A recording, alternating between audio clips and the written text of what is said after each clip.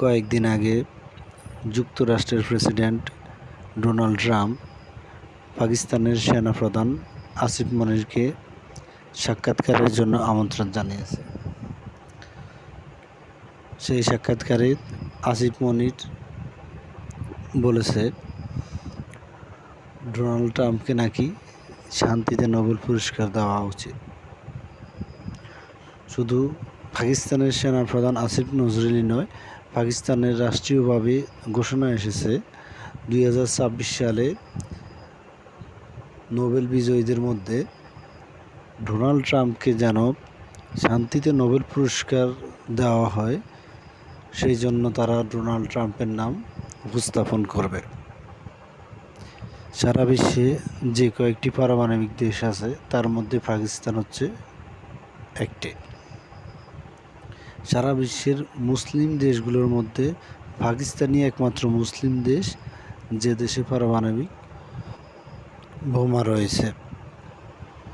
সারা বিশ্বের প্রত্যেকটি মুসলিম জনসংখ্যা পাকিস্তানকে এই জন্য মন থেকে ভালোবাসে যে তারা পারমাণবিক শক্তিধর একটি দেশ।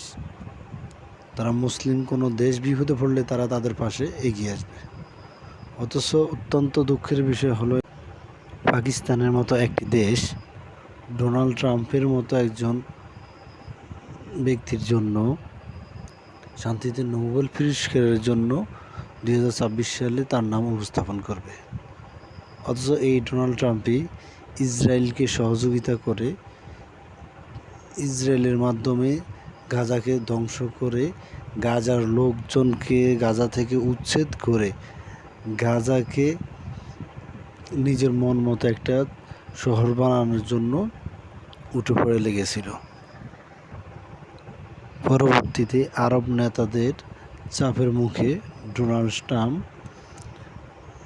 এই সিদ্ধান্ত থেকে পিছু হটেন। বর্তমানে চলা ইসরায়েল ইরানের যুদ্ধটি ডোনাল্ড ট্রাম্পের সমর্থনেই শুরু হয়েছে এবং এখন পর্যন্ত চলতেছে। পুরো আরব কান্ট্রি, মধ্যপ্রাচ্য এবং মুসলিম সাম্রাজ্য পুরোপুরি হুমকির মুখে আছে ডোনাল্ড ট্রাম্পের সহযোগিতার কারণে। পাকিস্তানের মতো একটি মুসলিম কান্ট্রি কীভাবে পারে তাদের ব্যক্তি স্বার্থের জন্য জাতিগত স্বার্থের কথা ভুলে যেতে? তারা তাদের নিজের দেশের স্বার্থে ট্রাম্পকে যদি শান্তিতে নোবেল পুরস্কার প্রস্তাবনা করে, তাহলে এটা মুসলিম জাতির জন্য হবে অত্যন্ত দুঃখজনক এবং বেদনাদায়ক। যা পাকিস্তানের মতো একটি রাষ্ট্র থেকে সংগঠিত হবে, এটা অন্তত মুসলিম জাতি চায় না বা আশা করে নাই।